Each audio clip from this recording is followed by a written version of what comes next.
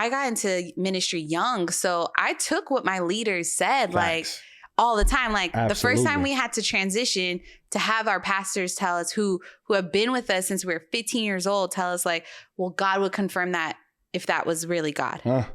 It was like, what? Yeah. Like, what? Like, and so you're battling in your head and you're like, but don't I hear God for myself? Hello? Like, don't I hear God for myself? So if I hear God for myself, like, and I'm telling you, like, this was the one time I heard God audibly. Like, I was like, the only time I've ever heard God audibly. And I was like, and we were struggling. We were struggling because we were struggling with this people pleasing because we didn't want to let down the people that we loved so dearly. And these are our leaders who we've entrusted to help shepherd us and lead us. But then themselves were people pleasers. And so they couldn't help us. And so with that whole thing, it was the first time that I ever saw Justin like completely break down. Like he cried in our senior pastor's arms because of the fact like he just told him that I heard God and God's telling us to go. But he wasn't accepting that. Like he wasn't receiving that. And so it was like in that moment, we're battling like, are we doing what God wants? Are we doing what people want? And if it wasn't for this pastor friend of ours in that same city, we had a good relationship with, but not like super strong. We went over their house. We told them what had happened because they saw us like struggling, battling. And he's like, tell us what the fruits of the Spirit are. So we're like, okay, like, why are you quizzing us right now? So we're like, tell him. I'm like, okay. And then he's just like, okay, where in there is loyalty?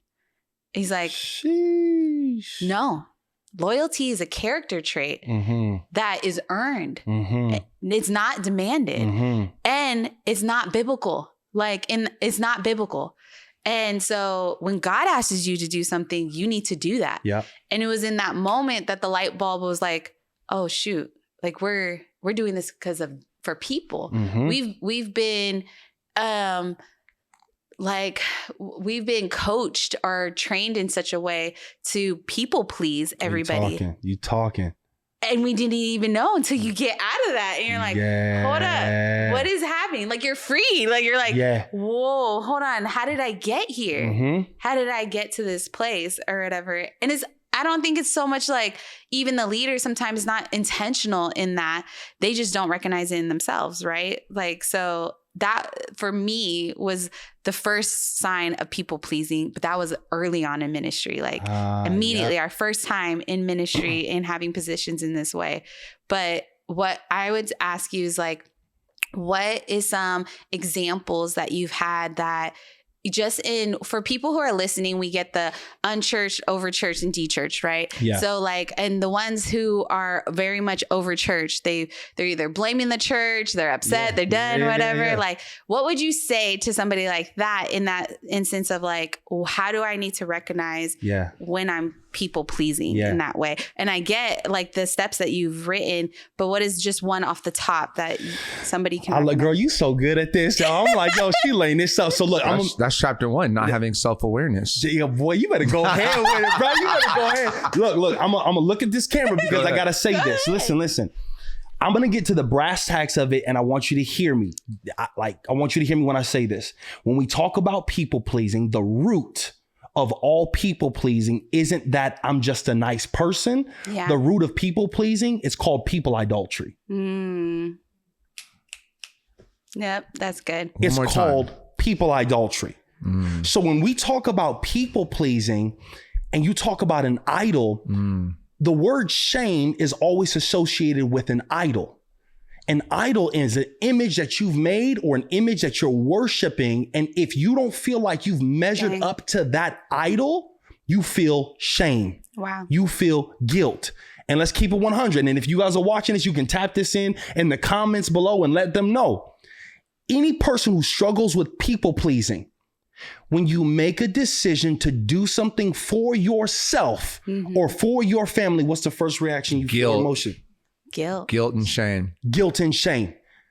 And the reason why, and I'm gonna get to the crux of this. Dang, so check this out. I feel bad about myself. So watch this. You said we've been trained, and I don't think we understand how far we've been trained in people pleasing. I'll give you a case example. Yeah. When you're young and you go to the doctor's office, you want to play, you want to run around, you want to go. What do your parents always tell you when you're young? If they ain't like, sit your butt down, or you're going to get beat. Yeah. What do they always do? You gotta sit down. How do they get you to sit down? I don't know. Come on, somebody just, they shouted it. Candy. Oh, yeah. Chocolate. Bribing. Bribing. Yeah. Ice cream. We're like, we don't do that. We whoop I them. was about to say, I didn't have that. It was just sit down. Don't you embarrass me. And be quiet. Sit down. Or you know we Sit go to down. the Yeah, bathroom. I didn't get bribed. So watch this, but it's even in school. Everybody sit down, hands on your desk, and then if you do what I tell you to do, then we'll let you go out to recess early. Yeah. Your natural inclination at that time when you're young is to play. I want to run. I want to jump. I don't care where I'm at. But they tell you that if you behave in a way that is contrary to how you feel, I'll give you something. Oh, wow. So it may work when we're a kid.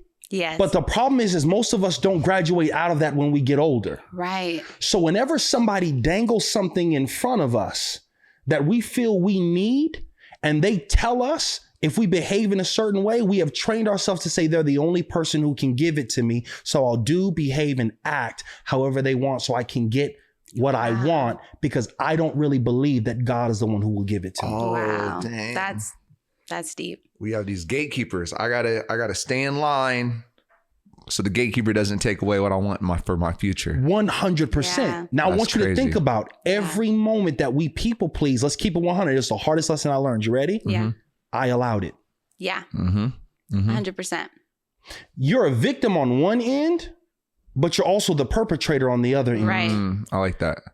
Because deep down inside, you're doing it because you want something from them. Yeah. But the lie as a people pleaser that you tell yourself is you're doing it because you're a nice person. You're doing it because you just care about that person. When in all actuality, it may be the validation that you get from that individual. It may be the love that you're trying to receive from somebody. It may be a tangible thing that if I just do what they tell me to do, then maybe they'll see how nice I am to them and they'll treat me right, or they'll treat me happy, or I'll get that promotion. And this is why I'm a lay it all the way out. People pleasing is always rooted in two things. Come on. Say it.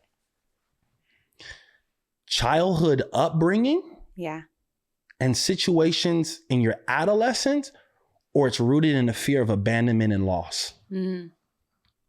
As a child, if your parents always told you to keep your mouth shut, you don't have a place to speak, you do as you said, or if you're in a child and you were in a traumatic situation where you would get beat if you voiced your opinion. Yeah. As a child, you teach yourself that if I just go along with what people tell me, it can become a defense mechanism and a protection for me. So as a child, you adopt that. And as you grow older, you train your mind to think that if I feel I'm in a hostile or dangerous situation, if I just go along with it, it's going to protect me. Wow.